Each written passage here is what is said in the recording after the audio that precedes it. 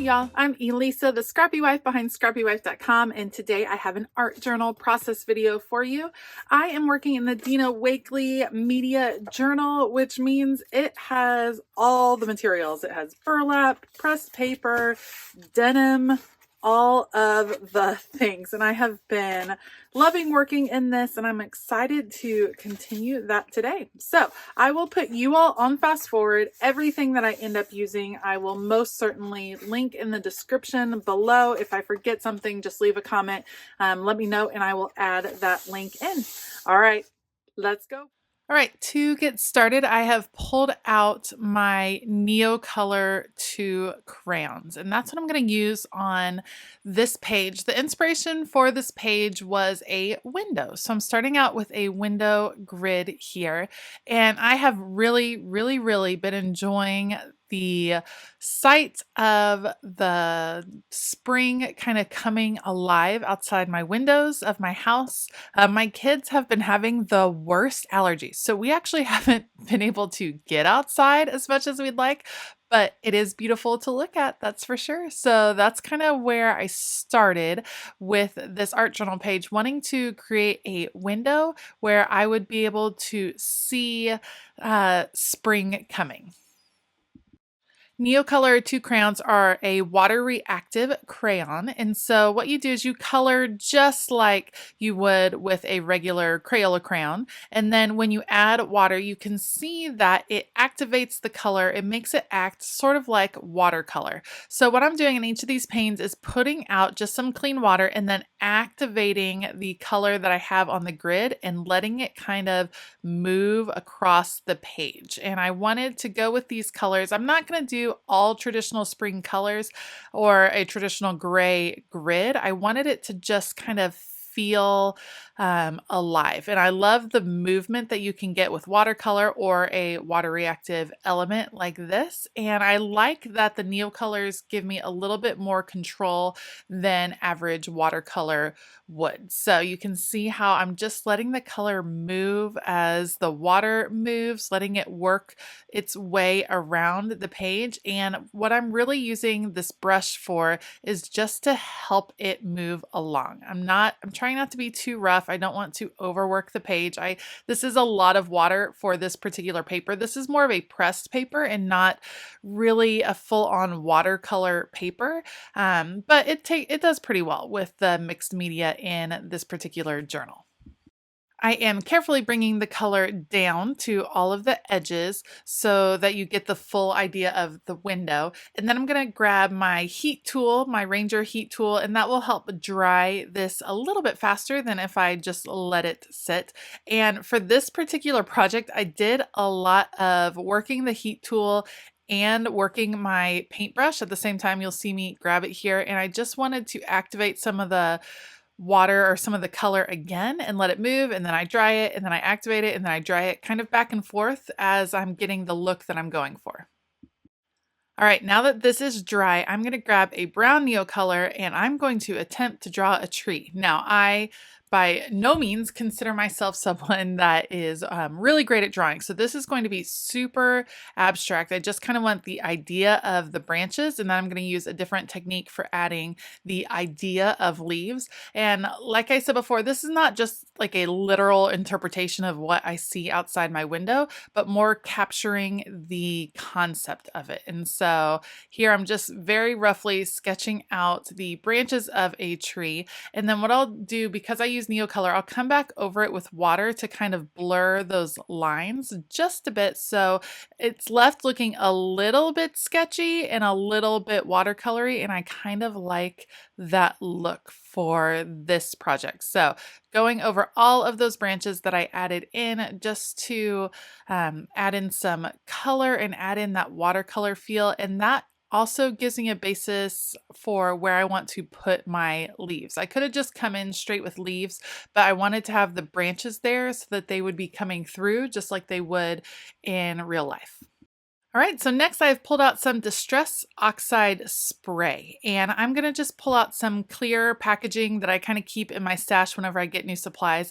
I'm going to spray Mowed Lawn onto the packaging, And then I will take it and kind of smush it over the trees. And I love the smushing effect. And it's actually really interesting with the Distress Oxide sprays to use it. So you could also add a little bit of water to have them move a little bit more. That wasn't totally the look I was going for. What I'm doing is just pressing it over where those branches are. And yes, it looks a bit a hot mess, but that's okay. I'm going to clean off my sheet, and now I'm coming back with Twisted Citron just to add in a different color. And if you didn't notice, on the opposite page of where I'm working is a piece of burlap. And I already did art journaling on the back of that burlap, and you can see some of the colors seeping through. And those are the colors that kind of inspired what I was going to work with on this particular page. So I'm not journaling on the back of that burlap quite yet. I'm not sure what I want to put there, but I know that with the colors coming through, now it'll all still kind of coordinate together. They won't be so distracting from each other.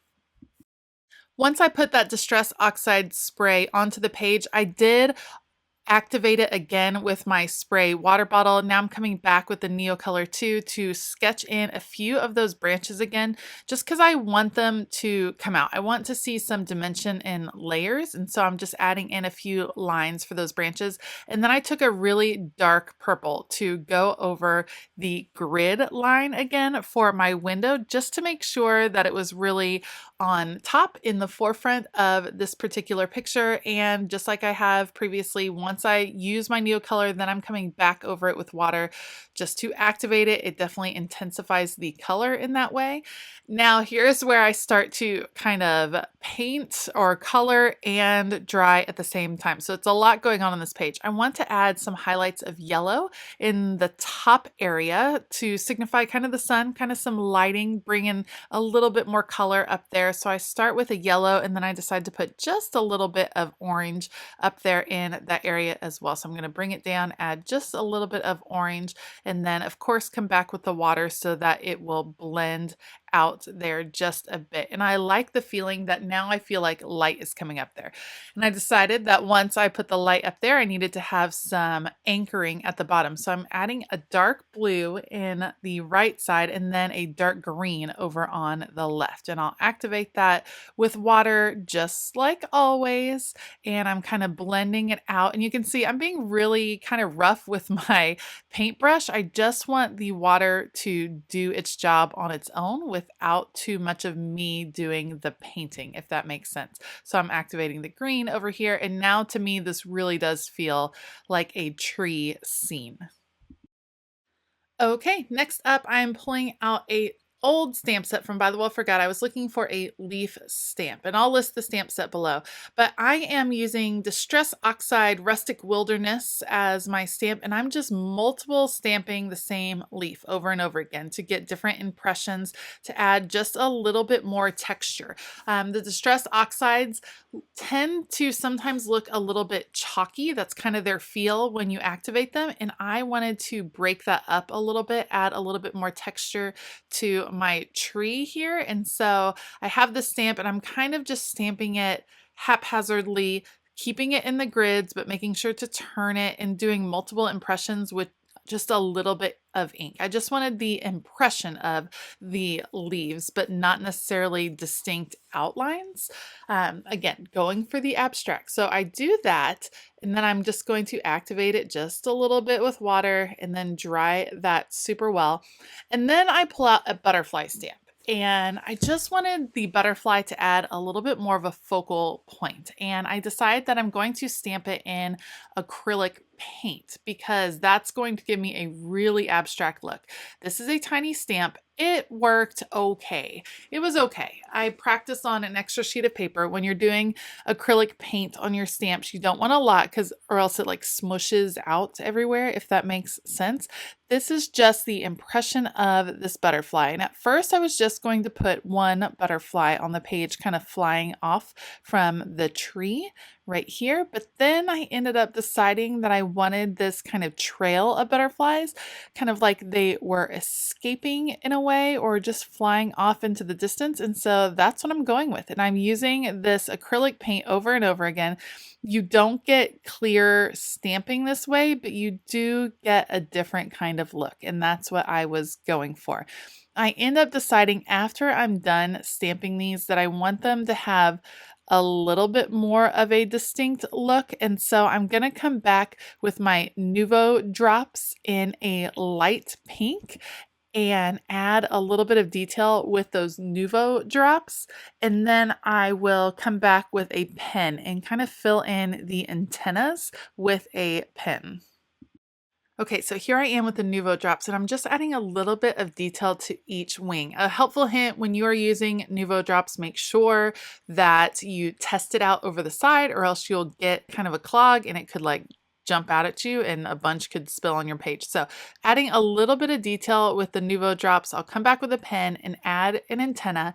And at this point, I wasn't sure whether I wanted to add a quote or a title. I end up going with a title and I choose an alpha from By the Well for God. It's their Ruth alpha that is a stencil look, and I thought it would be a good choice because it was really light and sketchy, and I kind of wanted the letters to overlap and you still be able to read them. So I'm working backwards like I do almost all of the time with titles to stamp out the title Be Alive. And that will be it for this art journal page. If you liked this video, please give it a thumbs up and consider hitting that subscribe button as well as the bell notification button. As always, I have listed all of the supplies down below. Heads up, some of those links are affiliate links. It does not cost you anymore, but it does go a long way to supporting this channel. And a big shout out to my YouTube members. Thank you so much for your support. If you'd like to find out more about YouTube membership, make sure to click the join button.